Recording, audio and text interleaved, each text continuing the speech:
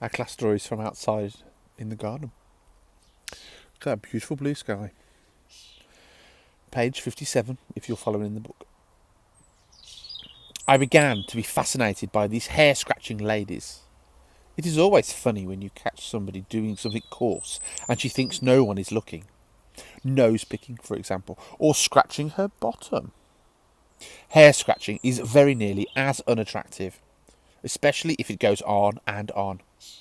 I decided it had to be knits. Then the most astonishing thing happened. I saw one lady push her fingers up underneath the hair on her head. And the hair, the entire head of hair, lifted upwards all in one piece. And the hand slid underneath the hair and went on scratching. She was wearing a wig. She was also wearing gloves. I glanced swiftly around at the rest of the now seated audience. Everyone was wearing gloves. My blood turned to ice. I began to shake all over. I glanced frantically behind me for a back door to escape through. There wasn't one. Should I leap out from behind the screen and make a dash for the double doors? Those double doors were already closed, and I could see a woman standing in front of them. She was bending forward and fixing some sort of metal chain around the two door handles. Keep still, I told myself. No one has seen you yet.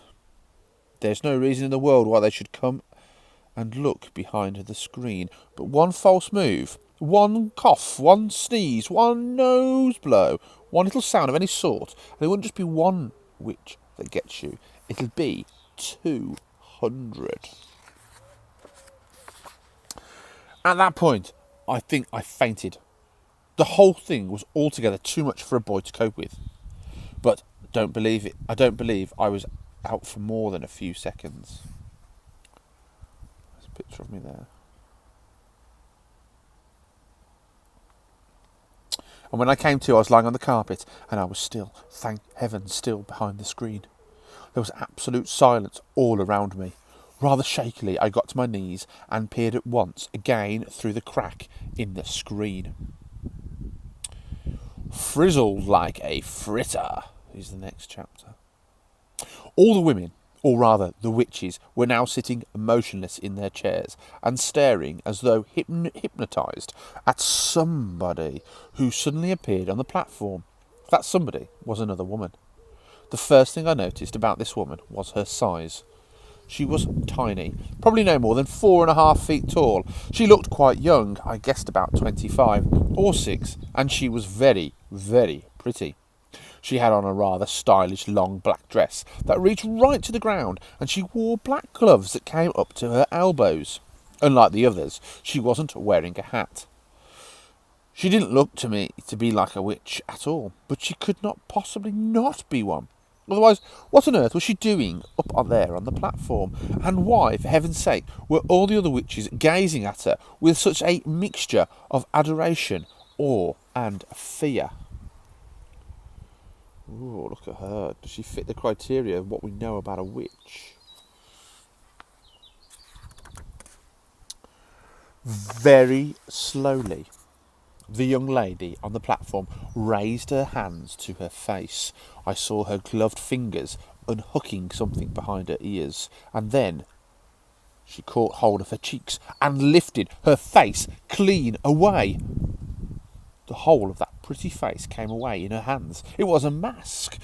As she took off the mask, she turned sideways and placed it carefully upon a small table nearby. And when she turned round again and faced us, I very nearly screamed out loud. That face of hers was the most frightful and frightening thing I had ever seen. Just looking at it gave me the shakes all over. It was so crumpled and wizened, so shrunken and shriveled, it looked as though it had been pickled in vinegar.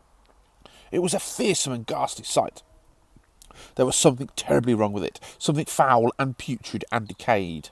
It seemed quite literally to be rotting away at the edges, and in the middle of the face, around the mouth and the cheeks, I could see the skin all cankered and worm-eaten, as though maggots were working away there. There are times when something is so frightening you become mesmerised by it and can't look away. I was like that now. I was transfixed. I was numbed. I was magnetised by the sheer terror and horror of this woman's features. But there was more to it than that. There was a look of serpents in those eyes of hers as they flashed around the audience. I knew immediately, of course, that this was none other than the Grand High Witch herself.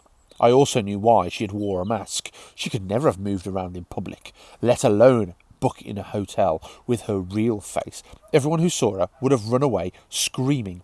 "The doors!" shouted the Grand High Witch in a voice that filled the room and bounced around the walls. "Are they chained and bolted?" She probably should have asked that before she took her mask off, don't you think?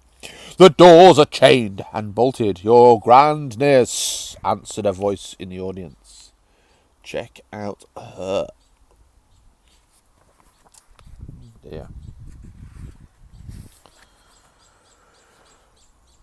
The brilliant snake eyes that were set so deep in that dreadful, rotting, worm-eaten face glared unblinkingly at the witches who sat there facing her.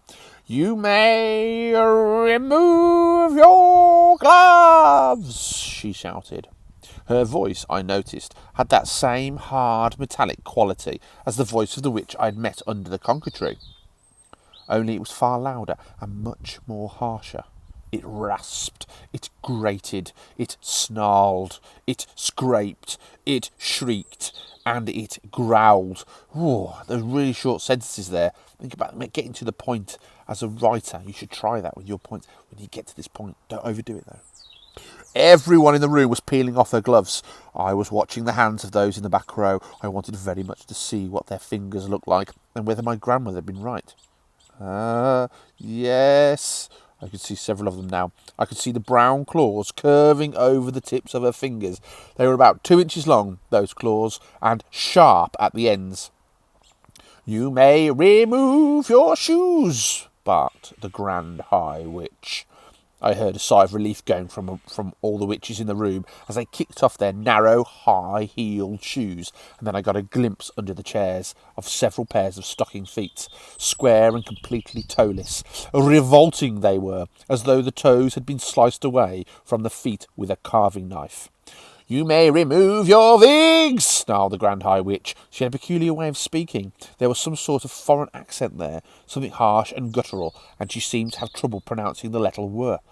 As well as that, she did something funny with the letter R. She would roll it round in her mouth like a piece of hot pork crackling before spitting it out. "Remove your wigs and get some fresh air into your spotty scalps," she shouted, and another sigh of relief went round the room.